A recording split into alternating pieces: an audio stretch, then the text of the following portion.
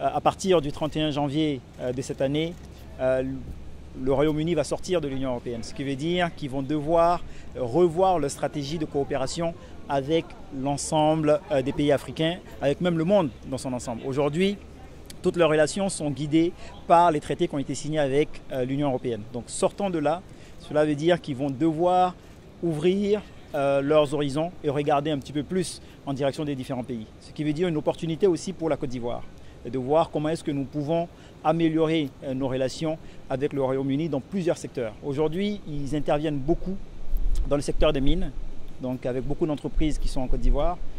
Ils interviennent dans le secteur de l'énergie, mais nous pensons qu'il est possible de faire beaucoup plus.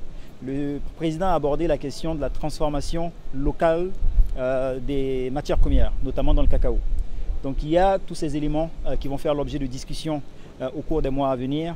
Donc cela pourra être formalisé notamment dans l'accord bilatéral qui pourra être signé entre la Côte d'Ivoire et le Royaume-Uni. Si on prend par exemple le secteur de l'énergie, qui est un secteur que je connais parce que je suis ce département, nous avons des projets dans le secteur de l'énergie avec des entreprises anglaises. Et d'ailleurs demain, vous connaissez l'entreprise Azito qui fournit une bonne partie de l'énergie en Côte d'Ivoire. Elle est détenue en grande partie par une entreprise anglaise. Et demain, nous allons signer, nous allons en tout cas faire le bouclage de financement pour une augmentation de 250 MW de capacité en Côte d'Ivoire.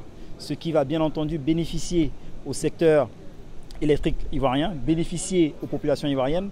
Et l'avantage aussi, c'est que ça va se faire à un prix très compétitif. Donc nous sommes aujourd'hui dans une relation où le pays gagne et bien entendu, les investisseurs aussi font des profits. Donc c'est un petit peu un partenariat gagnant-gagnant et que le chef de l'État a décidé d'accroître dans les relations entre le Royaume-Uni et la Côte d'Ivoire. Donc nous pensons que c'est le début d'une accélération des relations entre nos deux pays.